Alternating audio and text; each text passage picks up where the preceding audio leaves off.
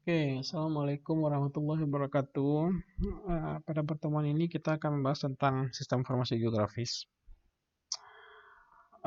Oke, nah, kita mulai dengan definisinya dulu ya, dengan definisi dari sistem informasi geografis.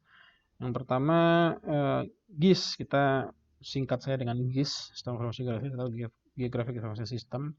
Dia adalah gabungan dari G plus IS ya. Jadi G itu adalah apa namanya?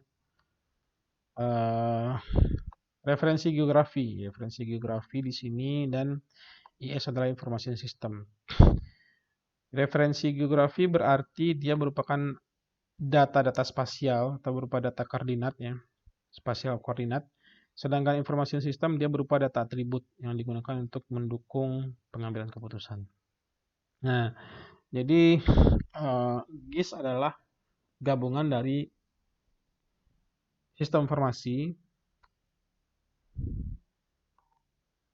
ya, jadi dia adalah sistem informasi dengan eh, tambahan data geografi gitu ya. Jadi ada sistem informasi dengan ada data tambahan berupa data geografi. Nah, kemudian GIS itu digunakan melalui dua pendekatan ya. Jadi ada pemanfaatan GIS itu ada dua. Dia sebagai sistem basis data ya. Jadi kalau Anda bicara basis data itu bagaimana sumber data ya, atau ada banyak data di situ gitu. Itu basis data namanya. Pengolahan data itu nanti seperti apa? Itu yang dimanfaatkan dari GIS. Kemudian yang kedua, dia sebagai kartografi dan otomasi dalam menghasilkan peta ya. Jadi dia menghasilkan suatu peta. Jadi ada pengolahan data, manajemen data di sana, sistem basis data Anda pasti belajar ya. Sistem basis data ada mata kuliahnya di kurikulum Anda. Kemudian dia menghasilkan peta yang kedua. Nah, ya, itu salah satu pendekatan ya dalam GIS itu sendiri. Kemudian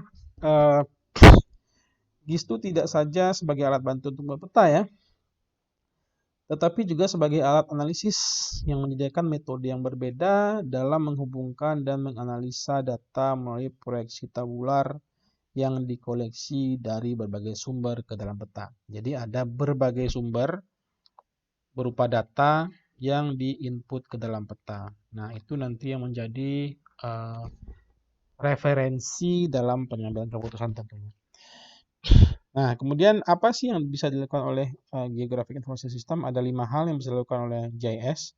Pertama, kita bicara fitur. Dia punya kemampuan untuk mendeskripsikan suatu fitur dari suatu lokasi. Misalkan pada koordinat tertentu, kita bisa tahu jumlah curah hujannya di satu koordinat tertentu ya. Kemudian pada fitur berikutnya, dia punya detail dari suatu fitur begitu. Jadi kita bisa mencari fitur lokasi dengan curah hujan antara 500 mm per jam sampai 700 mm per jam. Nah, misalkan ini adalah lokasi yang curah hujannya cukup baik untuk bercocok tanam begitu. Dan kita bisa tentukan lokasi-lokasi seperti itu. Kemudian dia bisa juga mencarikan tren fitur gitu ya. Dia bisa mencari di mana misalkan contohnya di mana curah hujan yang meningkat dalam setahun terakhir begitu. Nah, ini mungkin bisa dijadikan untuk analisis peluang terjadinya banjir atau tanah longsor di daerah tersebut. Jadi kalau semakin tinggi curah hujan dari tahun ke tahun di daerah tersebut, maka ada kemungkinan banjir akan datang atau tanah longsor akan terjadi di daerah tersebut. Jadi bisa diambil keputusan untuk mitigasi bencana seperti apa. Nah, itu salah satu fungsi yang bisa diberikan lagi. Kemudian pola spasial. Nah, misalkan ada hama ya di suatu daerah. Nah, hama itu jika diteliti pola-pola yang terjadi adalah dia terjadi jika ada suhu tertentu, kemudian ada curah hujan pada rank tertentu, dan ada kelembapan pada rank tertentu. Biasanya itu menjadi memunculkan suatu hama, misalkan hama lereng begitu.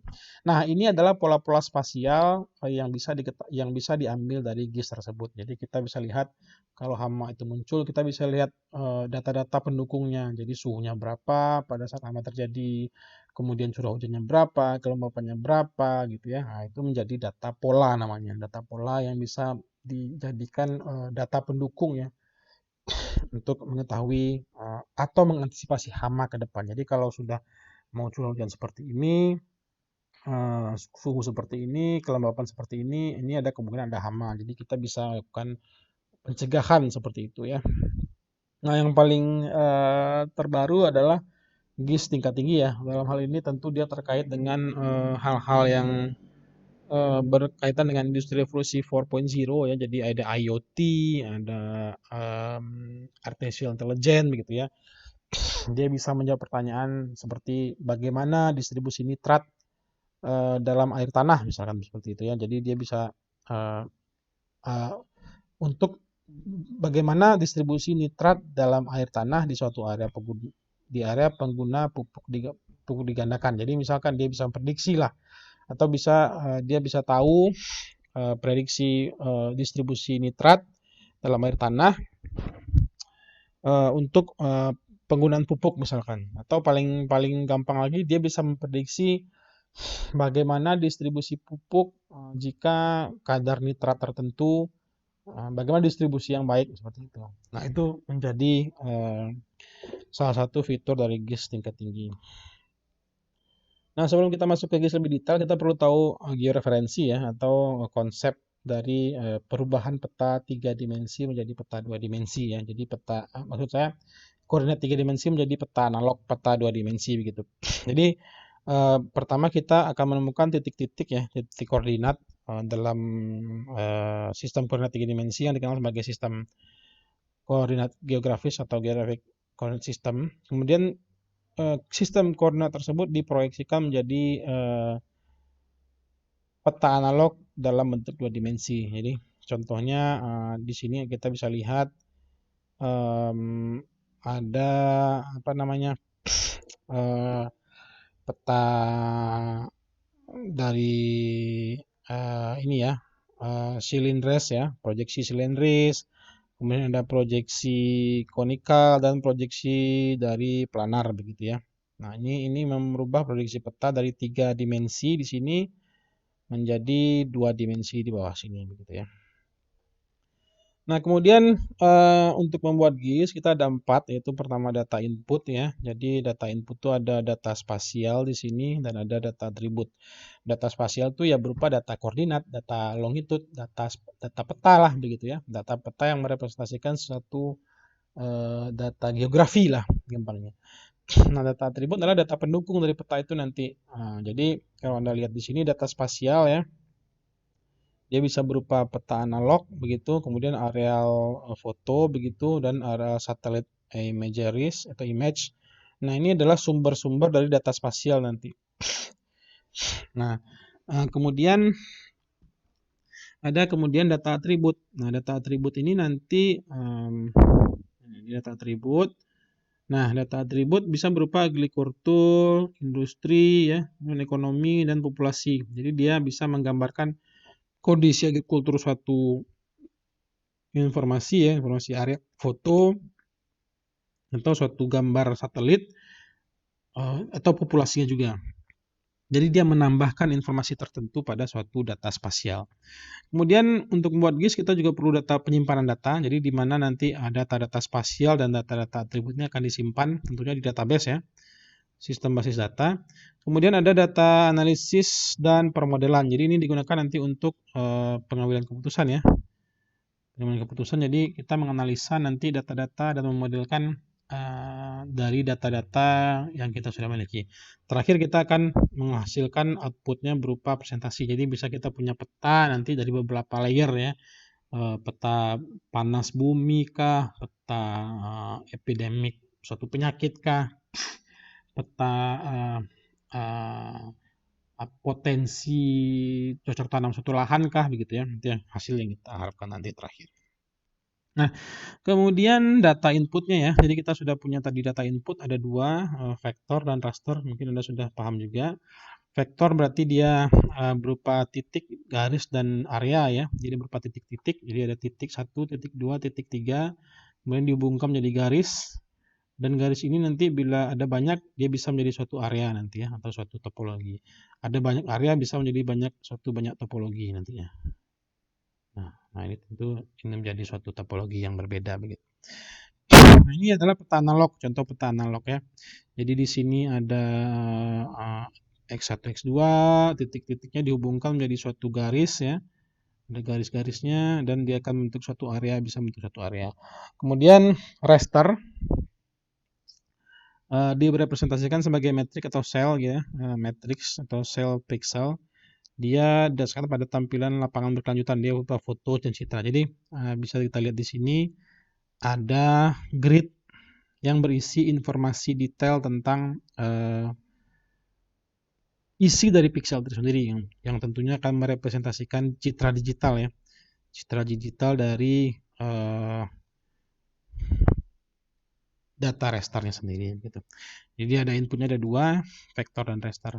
Nah, data vektor ini jadi dia sistem berbasis vektor menampilkan data grafis seperti titik ya, tadi sudah kita bahas juga, titik, kurva, dan atribut. Jadi titik-titik-titik dihubungkan di sini menjadi beberapa garis-garis dihubungkan menjadi satu area ya. Di sini juga titik-titik jadi garis menjadi suatu area, dan di sini juga menjadi suatu area tertentu begitu. Nah, koordinat kartesius jadi dia bisa x, y, atau dia bisa berupa lintang dan bujur ya, atau longitud dan latitude. Dia untuk menangkap atau menyajikan peta analog. Jadi dia ada peta analog ya. Kemudian digitalisasinya dilakukan fitur demi fitur nih. Jadi dia ada fitur demi fitur. Misalkan kota dulu ya, kotanya didefinisikan lapisan pertama, kota lapisan pertama. Kemudian ada jalan, sungai, drainase itu pada lapisan terpisah. Dan kemudian ada tanah, distrik, zona geologinya itu pada lapisan terpisah yang lainnya. Jadi ada 3 lapis ya, ada kotanya dulu di sini. Kemudian di atasnya ada jalan-jalannya, dan di atasnya lagi ada yang lain lagi gitu ya. Jadi ada 3 layer dari peta itu sendiri nantinya. Nah, yang terakhir ada nomor ID di sini. Jadi dia berupa ID itu adalah suatu kunci ya, atau identifikasi, sama dengan KTP lah, KTP Anda. Dia untuk mengidentifikasi suatu data spasial. Jadi data spasial dan data atribut nanti untuk bisa dihubungkan begitu ya. Kita bisa dikorelasikan nanti pada Anda akan belajar lebih lanjut nanti mungkin di sistem basis data. Nah, kemudian satu yang mau saya garis bawahi di sini adalah gambar ini, arc ini. Jadi ini adalah contoh dari basis data dari pembentukan beberapa poligon ya. Jadi misalkan bisa saja kita punya suatu tabel ya, tabel lain di sini. Dia adalah koordinat kartesius x, y, dan dia punya ID 10 misalkan di sini. Dan x-nya 1, y-nya 2 begitu ya. Nah, dia adalah node di sini, node 10. Nah, dia ini tabel yang berbeda lagi nih. Ini tabel 1 misalkan, ini tabel 2 ya. Ini tabel arc-nya nih yang menghubungkan berapa titik. Nah, ini misalkan tabel titik-titiknya nih. Nah, ini tabel titik-titik ya. Ini adalah tabel titik-titik. Nah, dia menghubungkan titik 10 dengan titik 12. Nah, ini tabel garis misalkan. Nah, begitulah bentuk dari tabel-tabel di dalam sistem informasi geografis. Jadi dia bukan berupa peta ya. Jadi bisa kalau analog ya di sini ya, vektor ya. Jadi dia bukan berupa peta, bukan berupa gambar digital, tapi dia berupa titik-titik koordinat-koordinat yang kita definisikan begitu. Nah, itulah dia data vektor ya. Kemudian data raster, dia berupa menyimpan data dalam bentuk matriks atau grid, tadi sudah kita bahas juga. Dia ada atribut diskrit, kemudian resolusinya bergantung dari pixel atau ukuran sel gridnya, betul. Kemudian mudah diambil dari gambar penginderaan jauh ya, jadi dia bisa ambil dari penginderaan jauh, foto udara, gambar permukaan bumi lainnya, formatnya raster, dan butuh penyimpanan banyak ruang ya, lebih banyak ruang penyimpanan, jadi dia besar penyimpanannya di komputer Anda. Kemudian kebanyakan perangkat bisa merubah dari vektor ke raster atau raster ke vektor. Jadi kalau raster dia ada pixel-pixel di sini. Kita lihat contoh ini. Ada pixel di 1 di sini ya. Ada 2 di sini dan ada 3 di sini. Ini adalah representasi dari warna misalkan untuk membentuk suatu peta ya. Nah, ini di bawah sini adalah cara atau bukan cara ya, atau model ya, model dari perubahan peta dari vektor ke raster dan raster ke vektor. Merubah vektor yang merubah dari data vektor ke raster itu mudah, easy ya. Tapi merubah dari raster ke vektor itu susah ya, atau hard. Ini yang susah nih. Karena kalau rasternya resolusinya tinggi, itu di vektornya tidak akan berkualitas baik biasanya. Nah, sudah ada data tadi, data vektor, data raster, yang terakhir adalah data pelengkap. Nah, data pelengkap adalah data deskripsi ya dari titik, garis, dan area yang kita miliki. Contohnya untuk titik adalah nama lokasi, elevasinya gitu ya, ketinggiannya misalkan Universitas Andalas pada koordinat XY gitu ya, atau lintang dan bujur tertentu, dan ketinggiannya dari permukaan laut sekitar 2 meter misalnya seperti itu. Kemudian ada garis, untuk garis misalkan ada nama jalan di sini atau kanal gitu ya, dan deskripsi lainnya. Kemudian untuk poligon ada nama kategorinya kabupaten, ada populasinya atau luas tanaman tertentu. Nah, ini contohnya di sini data atribut ya, di gambar sini. Kita bisa lihat di sini kita punya suatu peta tertentu spasial, dan data spasial ini didukung oleh suatu data atribut di sini. Contohnya di sini adalah dia punya nama di sini, kemudian dia punya areanya, luas areanya di sini. Jadi ini data pendukung. Dan sampai data pendukung ini juga punya data lain di bawah sini. Contohnya dia punya produksi beras misalkan ya di sini dari tahun ke tahun misalkan. Dia punya data-data ini ya. Nanti ini mungkin data tren berasnya mungkin atau produksi atau distribusi ya. Nah, dia punya data tambahan seperti ini. Ini mungkin contoh dari areal bercocok tanam ya untuk beras gitu. Nah, ini data pelengkap. Jadi dia menambahkan informasi tambahan di luar data spasial begitu. Nah, kemudian penyimpanan dan pengambilan data. Jadi kita sudah punya data input, sekarang kita perlu juga penyimpanan data. Karena kita di GIS ini kita tidak menyimpan peta ya. Yang kita simpan itu adalah data koordinat, misalkan untuk spasial dia adalah koordinat, untuk atribut dia adalah data informasi ya, information system begitu. Nah, lokasi. Jadi yang pertama dibentuk adalah data lokasi dulu, koordinat atau topologi dibuat selama proses digitalisasi. Jadi pertama data spasial dulu dibuat, data spasial ya, atau digitalization, baru kemudian ditambah dengan information system. Ini dia GIS ya. Nah, GIS ini menyediakan jadi data atribut dibuat secara terpisah nanti. Jadi pertama dibuat dulu data spasialnya, baru ditambahkan dengan data atributnya atau information systemnya. Nah, GIS harus menyediakan hubungan antara lokasi dan data atribut. Jadi ada hubungan antara lokasi dan data atributnya, atau data lokasi atau data koordinat dengan data atribut yang dihubungkan dengan ID tadi itu. Jadi contohnya seperti yang ini tadi ya. Nih, ini adalah contoh penghubungan antara data atribut dengan data spasial. Nah, kemudian konsep database relasional sangat penting dalam mengelola base data di GIS. Jadi Relational Database (RDBMS) ya, saya kalau salah namanya, ini salah satu konsep yang penting, dan saya kalau tidak salah ingat di kurikulum Anda ada belajar tentang mata kuliah tentang basis data. Nah, ini hal yang penting nanti dalam merancang suatu GIS tentunya. Nah, yang terakhir adalah analisis yang ketiga ya. Jadi tadi sudah data input, kemudian data penyimpanan, data store, dan yang ketiga adalah analisis data. Nah, yang membedakan GIS dari sistem informasi lain adalah dia punya kemampuan untuk analisis data spasial gitu ya, fungsi spasialnya. Kemudian dia menggunakan data spasial dan non spasial untuk menjawab pertanyaan penting di dunia. Kemudian jawaban bisa berkaitan dengan penyajian data saat ini ya, penggunaan tingkat pertama. Kemudian beberapa pola, ini seperti yang kita bahas sebelumnya ya, menjawab pertanyaan apa saja yang bisa dilakukan oleh GIS. Jadi ini bisa jadi fitur satu menentukan koordinat saja atau nama daerah. Ini bisa sampai nanti menentukan polanya ya, pola-pola suatu hama misalnya seperti tadi di awal. Ini bisa memprediksi nanti apakah suatu daerah baik untuk bercocok tanam atau tidak begitu ya, berdasarkan semua data yang kita miliki. Nah, analisis geografis dilakukan dengan menggunakan lapisan informasi peta yang dibuat dalam format data vektor atau raster dan data atribut untuk menemukan solusi untuk masalah tertentu. Jadi contohnya begini. Kita punya di sini misalkan air ya. Ini air, ini tanah keras lah, saya asumsikan ini adalah tanah subur gitu ya. Nah, ini peta 1 ya. Ini informasi 1. layar 1 lah misalkan. Nah, ini layar 2 misalkan. Layar 2 ini di sini adalah curah hujan misalkan ini. Nah, ini curah hujan tinggi, sangat tinggi ya, CT. Ini curah hujan rendah. Nah, ini curah hujan sedang. Jadi kalau digabungkan kita bisa menentukan nanti di mana daerah bercocok tanam yang baik tentunya ya.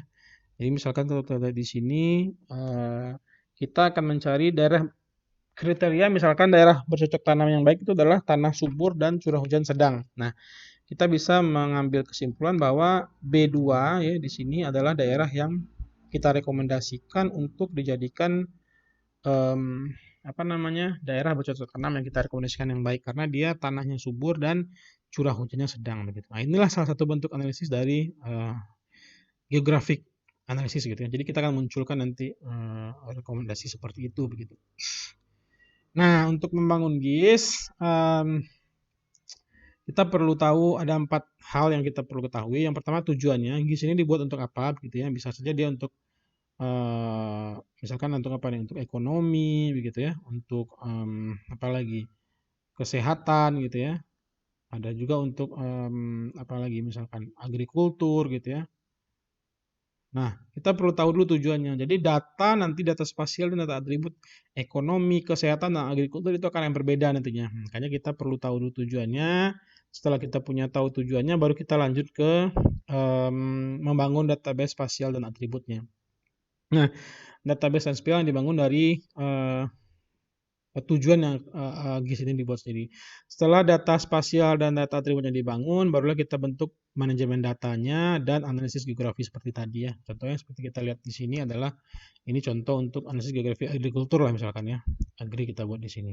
Nah, ini salah satu bentuk analisis geografinya. Nah, nanti hasilnya adalah peta berupa peta. Nah, ini hasilnya peta di bawah sini. Peta rekomendasi lahan subur untuk pertanian begitu ya atau bercocok tanam untuk bercocok tanam. Inilah presentasinya nanti. Nah, itulah terkait GIS, apa itu GIS ya dan pendukung-pendukung GIS, bagaimana cara membuat GIS ya. Nah, selanjutnya Anda akan diberikan tugas yaitu untuk mengevaluasi sistem informasi geografis yang ada di Esri ya. Ini Esri nanti saya kirimkan linknya atau Anda bisa buka. Esri ini adalah perusahaan yang berikan layanan geospasial ya, Geographic Information System. Dia punya beberapa aplikasi GIS di sini. Anda silakan buka ya nanti. Nah, tugas Anda adalah Anda akan memilih salah satu dari aplikasi ini, kemudian Anda akan menjelaskan nanti apa sih fungsi aplikasinya dan bagaimana cara menggunakannya, begitu ya, dalam pengambilan keputusan. Nah, ini yang akan dilakukan nanti. Jadi apa gunanya dan bagaimana cara penggunaannya. Nah, dan apa nanti pengambilan keputusan seperti apa yang bisa Anda berikan. Contohnya di sini adalah sea level rise and critical infrastructure. Ini tingginya muka air ya pada suatu daerah ya. Nah, ini bisa dilihat nih, ada yang bahaya nih. Over capacity mungkin ya. Fire stationnya di sini kalau tinggian air seperti ini gitu ya, disimulasikan seperti ini. Nah, ini nanti Anda pelajari, coba dipelajari, kemudian dicari tahu fungsinya untuk apa. Yang pertama, yang kedua, bagaimana cara menggunakannya.